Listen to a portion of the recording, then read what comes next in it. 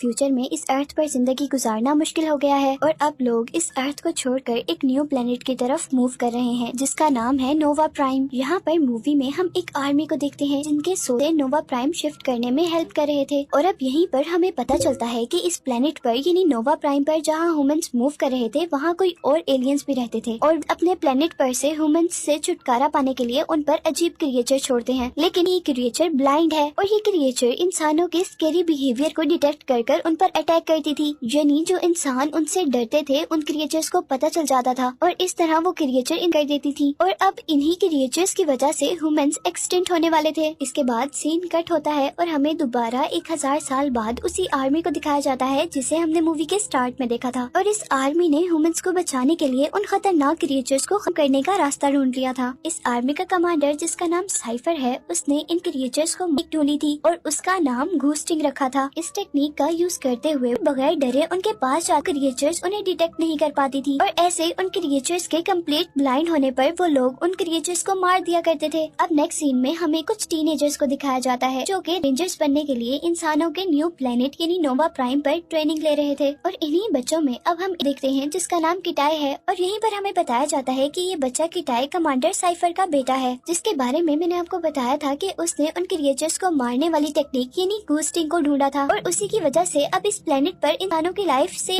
किटाई एक रेंजर बनने के लिए बहुत ज्यादा एम्बिशियस था क्योंकि उसकी बहन उसको बचाते हुए उन क्रिएचर्स के हाथों मारी गई थी और इसीलिए वो बची हुई क्रिएचर्स से लड़ने के लिए और अपनी सिस्टर का बदला लेने के लिए एक रेंजर बन रहा था। लेकिन एवोल्यूशन डे पर किटाई को बताया जाता है कि वो अपनी बैड परफॉर्मेंस की वजह से एज ए रेंजर सिलेक्ट नहीं हो पाया और इस वजह से अब किटाई ज्यादा अपसेट हो जाता है। इसके बाद हम किटाई के फादर को देखते हैं जो कि अपने मिशन से वापस अपने घर आए थे। यहाँ साइफर अपनी वाइफ से मिलता है और डिनर के दौरान साइफर अपने बेटे किटाई से पूछता है कि तुम्हारी ट्रेनिंग का क्या बना और इस बात पर किटाई जवाब देता है कि वो एज ए रेंजर सिलेक्ट नहीं हो पाया। लेकिन साइफर किटाई से ये कहता है कि उसे और मेहनत करनी चाहिए तो इस बात पर किटाई को बहुत ज्यादा गुस्सा आ जाता है और वो खाना छोड़कर यहाँ से जाने वाला होता है कि साइफर किटाई को यहाँ पर रोकता है। डिनर के बाद साइफर अपनी वाइफ को बताता है कि वो अब अपने लास्ट मिशन पर जा रहा है कुछ रेंजर्स को ट्रेनिंग देने के लिए और इसके बाद वो अपनी जॉब से रिटायरमेंट ले लेगा और यहाँ से वाइफ उसे कहती है कि तुम्हें किटाई को अपने साथ लेकर जाना चाहिए ताकि वो ये सीख सके कि एक रेंजर बना जा सकता है। और यहीं पर वो साइफर को ये भी बताती है कि किटाई अभी तक अपनी सिस्टर की तरह अपने आप को देता है। अब नेक्स्ट डे हम देखते हैं कि साइफर और किटाई अपने नेक्स्ट मिशन के लिए तैयार थे और उनके जगह साइफर के पास एक रेंजर आता है जिसकी एक टांग नहीं थी और वो रेंजर अपनी एक टांग पर ही खड़े होकर साइफर को सल्यूट करता है क्योंकि जंग के दौरान साइफर ने उसकी जान बचाई थी और अपने फादर की इतनी रिस्पेक्ट देखकर किटाई को बहुत अच्छा फील होता है। यहीं पर हम देखते हैं कि रेंजर्स उस क्रिएचर को अपनी शिप में लोड कर रहे थे ट्रेनिंग पर्पस के लिए। वो स्पेस शिप नोवा प्राइम से एक न्यू प्लेनेट के लिए टेक ऑफ करती है और रास्ते में किटाई से कुछ देर आराम करने के लिए कहता है लेकिन उस स्पेसशिप की सीट्स अजीब होने की वजह से किटाई नींद नहीं आ रही थी और अब किटाई अपनी सीट से उठकर स्पेसशिप की उस तरफ जाता है जहाँ उस क्रिएचर उर्सा को बांधा गया था। लेकिन यहाँ पर एक रेंजर किटाई को उर्सा के पास जाने से रोकता है लेकिन पास बैठा हुआ रेंजर का ग्रुप उसे अलाउ करता है कि वो उर्सा के पास चला जाए ये देखने के लिए कि क्या वो भी अपने फादर की तरह बहादुर है। और जैसे ही किटाई उर्सा के पास आता है उर्सा उसके डर को स्मेल कर लेती है और गुस्से से अपने आप को छुड़वाने की कोशिश करती है। लेकिन उसी दौरान साइफर जागता है और वो नोटिस करता है कि शिप में कुछ गड़बड़ हो गई है। वो अपनी रिंग की हेल्प से शिप की ग्रेविटेशनल फोर्स को चेक करता है और साथ ही उसे फील होता है कि शिप में कुछ बंद है। यहाँ किटाई अपनी सीट पर बैठकर अपनी बेल्ट बांध लेता है और साइफर पायलट के पास जाता है और यहीं पर हम नोटिस करते हैं कि वो शिप एक एस्ट्रॉइड शॉवर के अंदर गलती से एंटर हो गई है जिसकी वजह से शिप बहुत ज्यादा डैमेज हो जाती है जिसकी वजह से वो अपनी मंजिल तक भी नहीं पहुँच सकती थी और अब उन्हें करीब ही कोई ह्यूमंस के लिए सूटेबल प्लेनेट ढूंढना था।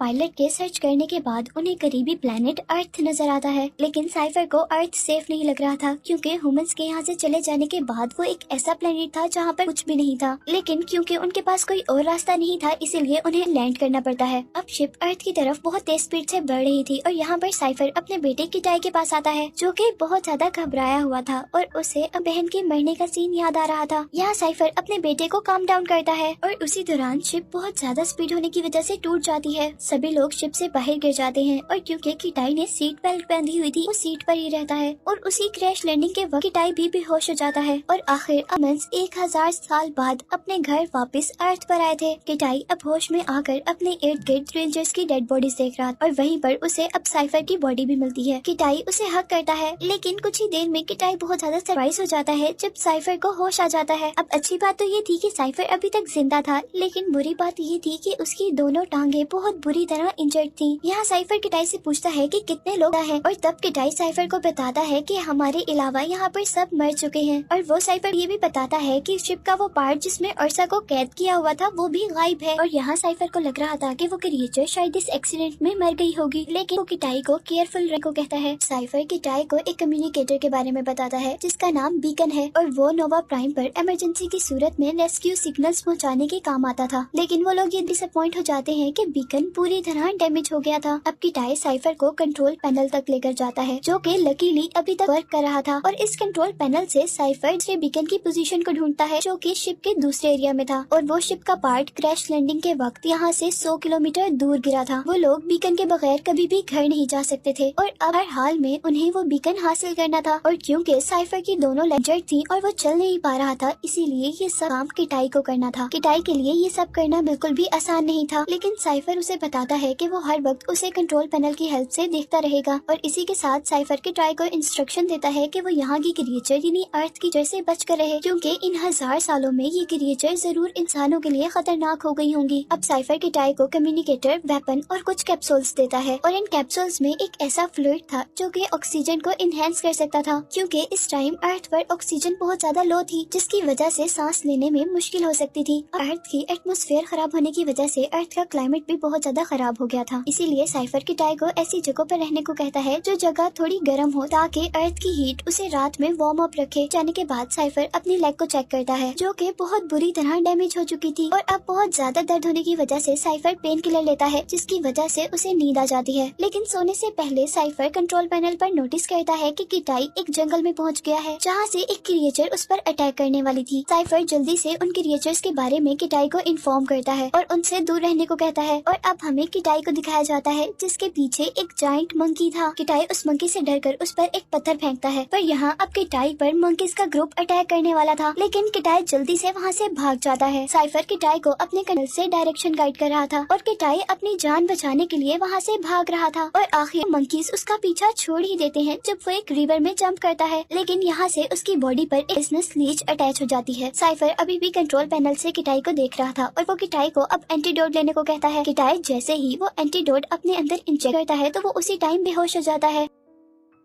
अब कुछ देर बाद साइफर किटाई को जगाता है क्योंकि अर्थ का टेम्परेचर डाउन हो रहा था और उसे रात होने से पहले पहले अर्थ के किसी हॉट स्पॉट की तरफ जाना था अगर वो फ्रीज होकर मरना नहीं चाहता था। तो अब किटाई जल्दी से अपनी जान बचाने के लिए किसी हॉट स्पॉट की तरफ भागता है और दूसरी तरफ हम साइफर को देखते हैं जो कि अपनी सर्जरी कर रहा था पर इस दौरान साइफर को लग रहा था कि अब वो और जिंदा नहीं रह पाएगा इसीलिए अब वो मरने से पहले अपनी फैमिली की कुछ मेमोरीज देखता है और यहीं पर दूसरी तरफ किटाई भी कुछ अच्छी पोजीशन में नहीं था क्योंकि उन मंकीज से बचते हुए उसके 2 ऑक्सीजन कैप्सूल डिस्ट्रॉय हो गए थे और अगर उसे जिंदा रहना था तो उसे जल्द ही अपनी डेस्टिनेशन तक पहुंचना था। यहाँ साइफर किटाई से उसकी कंडीशन पूछता है और यहाँ वो साइफर को झूठ बोल देता है कि हर चीज ठीक है। अब रात हो जाती है और किटाई को हम सेफली एक केव में देखते हैं और यहाँ किटाई साइफर से सवाल करता है कि आपने घोस्टिंग टेक्निक कैसे ढूंढी थी और यहाँ साइफर उसे बताता है कि जब वो कहीं जा रहा था तो एकदम से उसके सामने एक अर्सा अपेयर हुई और साइफर अर्सा को देखते ही डर के वहीं पर खड़ा हो गया और अर्सा अपनी अजीब सी आवाज से उसके शोल्डर के पास शाउट करने लगी और इसी दौरान अचानक वो दोनों एक रिवर में गिर गए। साइफर उसे बताता है कि रिवर के बॉटम में अर्सा उसकी बॉडी के ऊपर थी और वो साइफर को खाने ही वाली थी।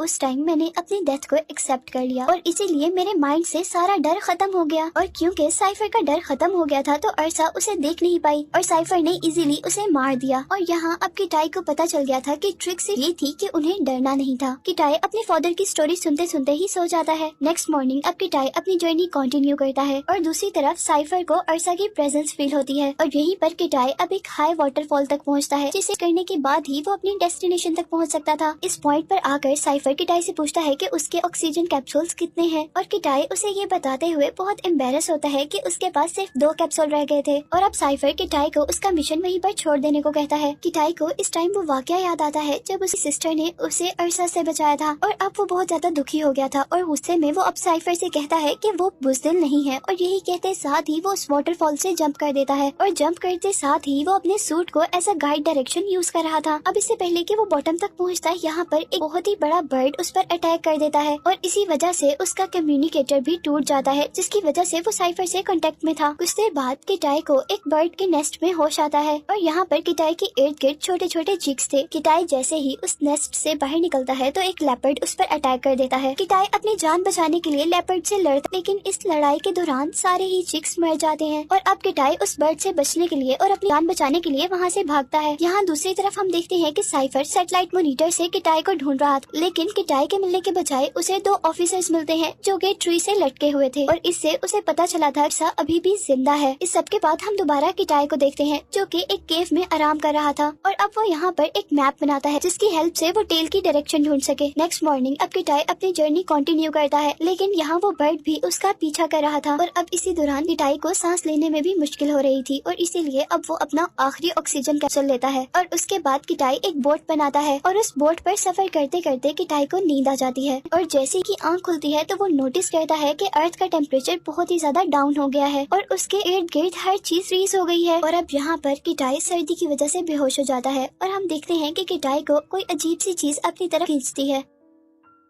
अब नेक्स्ट मॉर्निंग उसे पता चलता है कि उसे जो लग रहा था कि बर्ड उसके पीछे है, उसी ने उसकी जान बचाई थी। किटाई उस बर्ड को थैंक्स करता है, लेकिन यहाँ पर किटाई को पता चलता है कि वो बर्ड मर गया है। अपना टाइम वेस्ट किए बगैर किटाई आगे बढ़ता है और आखिरकार वो शिप की टेल तक पहुँच ही जाता है और यहाँ आकर वो सबसे पहले लिक्विड ऑक्सीजन को ढूंढता है और ऑक्सीजन लेने के बाद अब वो टेल के उस चैम्बर तक जाता है जहाँ पर उर्सा को कैद किया गया था, लेकिन यहाँ वो देखता है कि उर्सा यहाँ पर नहीं है और अब आखिर यहाँ पर किटाई को बीकन भी मिल जाता है और यहीं पर वो साइफर से भी कांटेक्ट करता है, लेकिन कुछ टेक्निकल इश्यूज की वजह से वो साइफर की बात नहीं सुन पा रहा था। लेकिन साइफर अब अपने बेटे को जिंदा जानकर बहुत ज्यादा खुश था। किटाई अब बीकन की हेल्प से रेस्क्यू टीम से कांटेक्ट करता है, लेकिन एटमॉस्फेयर की वजह से बीकन वर्क नहीं कर रहा था। इसी दौरान हम देखते हैं कि अब किटाई को एक वोल्केनो दिखता है और किटाई डिसाइड करता है कि वो वहाँ पर जाकर बीकन को यूज करेगा, लेकिन इससे पहले वहाँ पर उर्सा आ जाती है। किटाई उससे बचकर भाग रहा था, लेकिन उर्सा कंटिन्यूसली उसके पीछे थी क्योंकि वो किटाई के डर को महसूस कर सकती थी और अब उर्सा किटाई को खाने ही वाली होती है कि किटाई पानी में जंप कर देता है और इस तरह वो कुछ देर के लिए उर्सा से बच जाता है और अब पानी से वो माउंटेन के ऊपर तक का सफर तय करता है। दूसरी तरफ अब हमें दिखाया जाता है कि साइफर भी अपनी इंजरीज की वजह से बेहोश हो गया था और किटाई भी उर्सा से डर रहा था और अब उर्सा के पास आने पर उसे अपने फादर के वर्ड्स याद आते हैं और अब जैसे ही किटाई अपनी डेथ को एक्सेप्ट करता है तो उसके अंदर से भी सारा डर खत्म हो जाता है और ऐसे उर्सा उसे भी ढूंढ नहीं पाती और अब वो उर्सा को मारने के काबिल हो जाता है। उर्सा को मारकर अपना बीकन यूज करता है और नोवा प्राइम तक रेस्क्यू सिग्नल्स पहुंचाता है और अब मूवी के लास्ट सीन में हम देखते हैं कि किटाई एक रेस्क्यू शिप में है और हर कोई यहाँ पर उसे अप्रिशिएट कर रहा है और दूसरी तरफ साइफर भी इसी रेस्क्यू टीम में एक बेड पर है और उसे उसकी इंजरीज के लिए ट्रीट किया जा रहा है और जैसे ही वो देखता है कि उसका बेटा उसके पास आया है तो वो अपने बेटे को रेंजर्स की हेल्प से खड़ा होकर सल्यूट करता है और अब यहीं पर साइफर और